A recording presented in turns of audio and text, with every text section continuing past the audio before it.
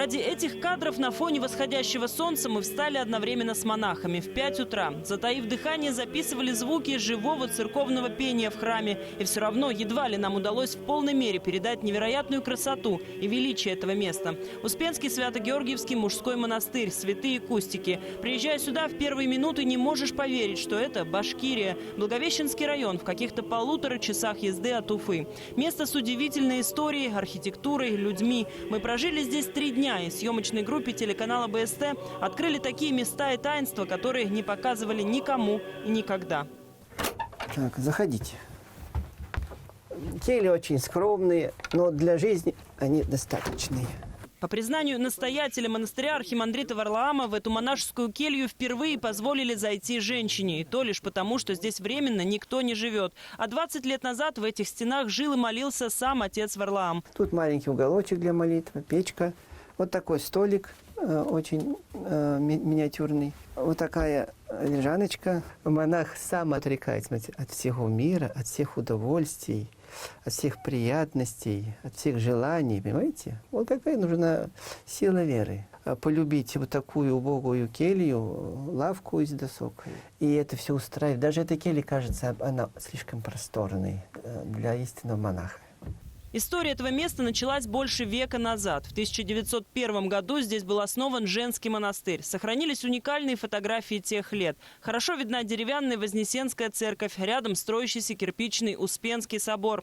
О жизни монахинь в те годы, еще до революции, из первых уст знает Валентина Ивановна Попова. Сейчас ей 82, и она почти с рождения живет в небольшой деревне Ежовка, в нескольких километрах от монастыря. Вспоминает, когда-то здесь было 300 домов, сейчас едва насчитаешь 3 десятка. Мама Валентины Ивановны, еще будучи ребенком, часто ходила в храм и мечтала стать монашкой, но родители не позволили. Она просила отца, чтобы он ее отпустил в монастырь.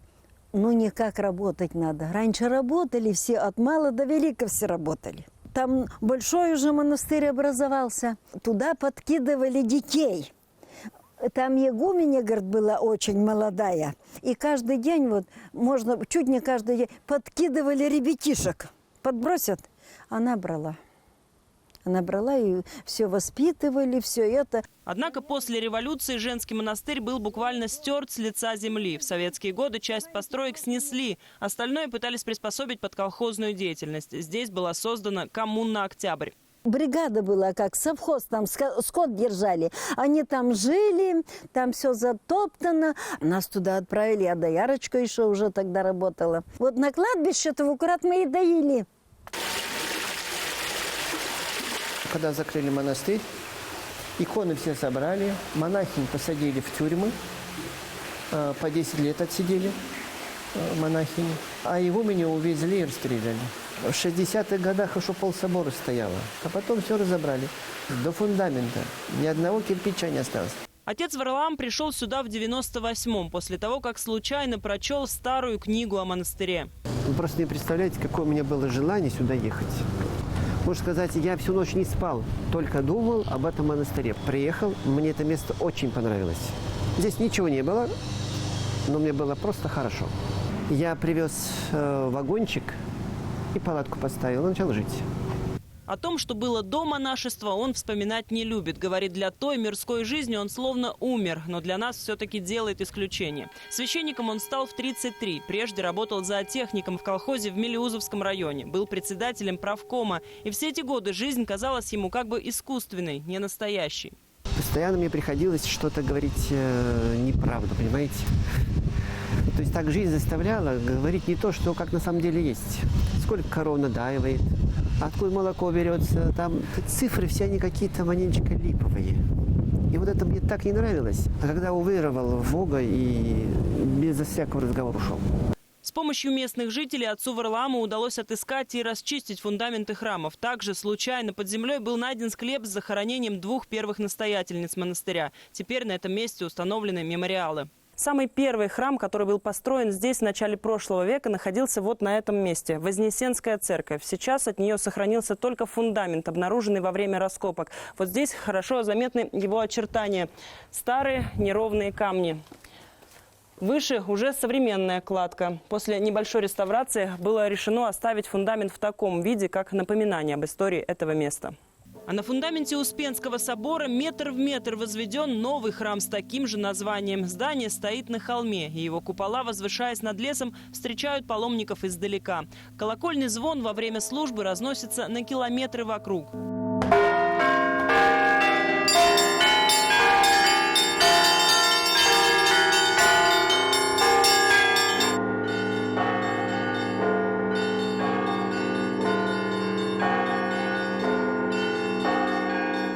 Наверху вибрация от колоколов ощущается физически и буквально пронизывает все тело. Звонарь Валерий Волков не монах, но ради жизни при монастыре оставил строительный бизнес в Уфе. Имея 2 высших образования, экономическое и техническое, он никогда не занимался музыкой, но говорит, главное здесь не слух, а осознание того, что звон – это молитва.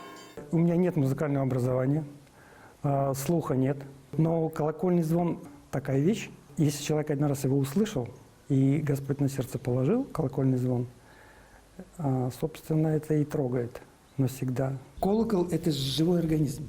Вот этот колокол весит около 2 тонн, и у него есть собственное имя – Варлаам, в честь святого Варлаама Хутынского. Рядом 5-тонник – Благовест. Это колокола нижнего яруса, они отвечают за басы. Именно они первыми начинают призыв к службе. На нижнем и верхнем ярусе колокольни одновременно работают 2 разных звонаря. За басы отвечает инок Зосима. Чтобы звон тронул сердца людей, их работа должна быть абсолютно синхронной. Должны понимать и слышать друг друга идеально. Сердце в сердце. Здесь даже речь идет не о слухе, а именно сердце в сердце.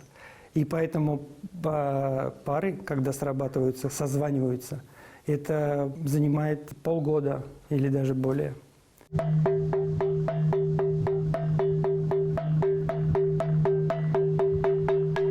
А это так называемое било – деревянное полотно, удары по которому тоже означают призыв к молитве. Удивительным эхом этот стук, похожий на музыку, разносится по всей территории монастыря.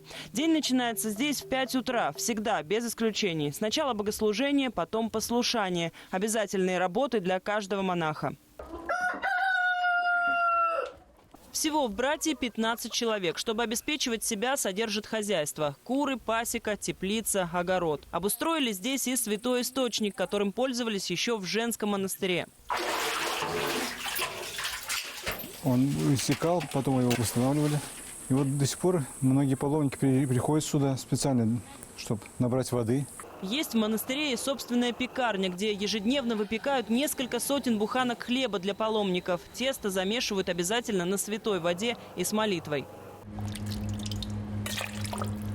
Их обычная пища – щи на воде и каша. Здесь не едят мясо вообще. Это древняя традиция и еще один пункт в списке того, от чего отрекаются монахи вместе с мирской жизнью. Отказываясь от телесных желаний, они достигают духовной высоты. При этом далеко не каждому удается стать монахом. Чтобы стать монахом, недостаточно просто своего желания.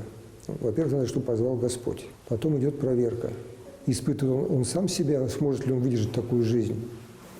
И испытывают его опытные люди в монастыре. Игумен в первую очередь, там есть где-то старцы. Есть такие люди, которые, попробовав, отходят. Вот. Главное быть перед собой честным. За 10 лет отец Ефимий прошел все эти этапы и ни разу не пожалел о своем выборе. Хотя до 32 лет даже не был крещеным. Сегодня он сам проводит службу в храме. Да повинет Господь Бог во царстве Своем. Это любовь к Богу. Служить Богу, и все. Тут никаких нету других мотиваций. Некоторые думают в миру, что там, что-то не сложилась жизнь в миру, какой-то больной, может быть, ничего подобного. Только на вере в Бога все хранится. Сейчас в этом месте удивительно сочетаются и уединение монашеской жизни, и традиции гостеприимства. Для сотен паломников, которые приезжают сюда со всей России, ежедневно открыты двери. На столах всегда бесплатный чай и выпечка. Уже на входе мы уже поняли, куда мы попали, что здесь прям благодать Божья. Здесь проходят невероятные, ни с чем не сравнимые службы. Лица у людей такие, вы знаете, чистые, светлые, благородные. И вообще как-то материализация какая-то совсем другая. Народное название «Святые кустики» произошло от группы деревьев, растущих на возвышении. 3 берез и 2 ив. Именно здесь местные жители с середины 19 века начали наблюдать чудесные явления. Видели икону Божьей Матери, светящийся крест, горящие свечи и даже слышали колокольный звон. Те самые березы и ивы до нашего времени не сохранились. Эти деревья посажены позже. И теперь на этом чудесном месте строится часовня. Сейчас Святые Кустики – это целый комплекс из храмов и часовен. Большинство построек в византийском стиле. Эта культура лежит у истоков христианства. Такие здания можно встретить, например, на греческом полуострове Афон, где находится 20 православных монастырей. Красоту этих линий отец Варлаам стремится передать в каждом камне. Именно поэтому для строительства привлекает коренных греков и албанцев. Они родились с камнем в руках. Они же всю жизнь. Наши же с кирпичом работали, с кирпичом. А они с камнем. Здесь нужно не только каменщик, он должен и художником быть, понимать рисунок. Ручная работа красивая, она как от сердца, от души идет. То есть это тоже как молитва через камень. Бастиан Бруклахер – кандидат наук. В университете в Германии преподает историю Древнего Рима, Греции и Византии. Здесь архитектура выполнена в византийском стиле. И одно это уже наполняет меня ощущением сакральности этого места.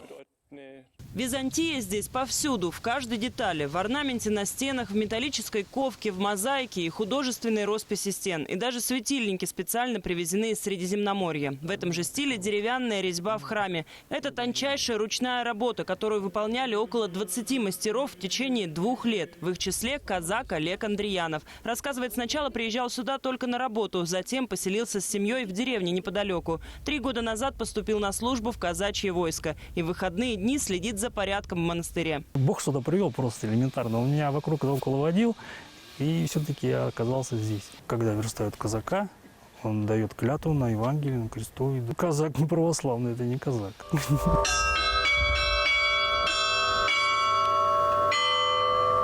Это прям чистая Византия.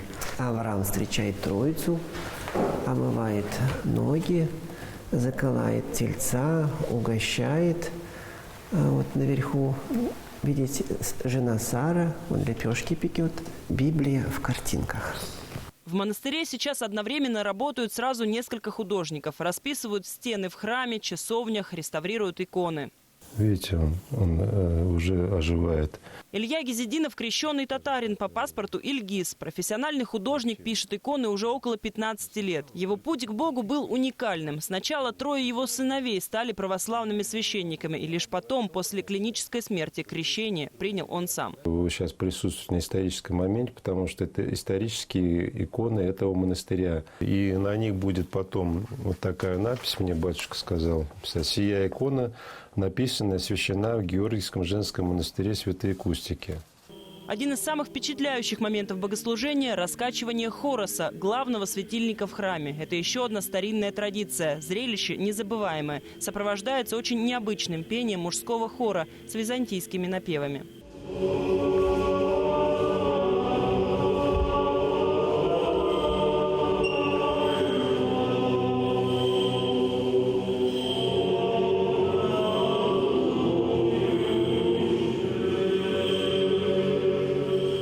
Удивительным это место делает еще и точная копия гроба Господня в Иерусалиме. Сам гроб Господень – полная копия, то есть размеры, пропорции, все. Ложа, где Иисус воскрес. То есть, побывав в нашем монастыре, вы можете побывать как бы в Иерусалиме, вот, и поклоняться гробу Господню.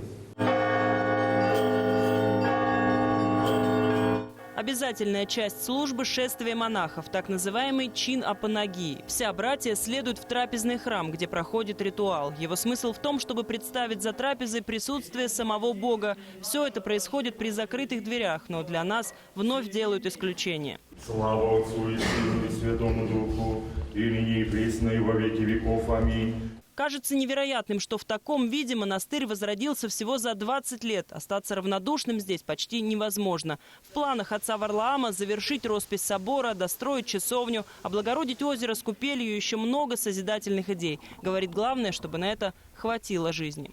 Я даже и через это хотел, создавая красоту в монастыре, чтобы приезжающие принимали эту красоту, увозили с собой радость вот эту передать, и они продолжали жить дома. Так вот, и стремились созидать то же самое же там. Вот для этого.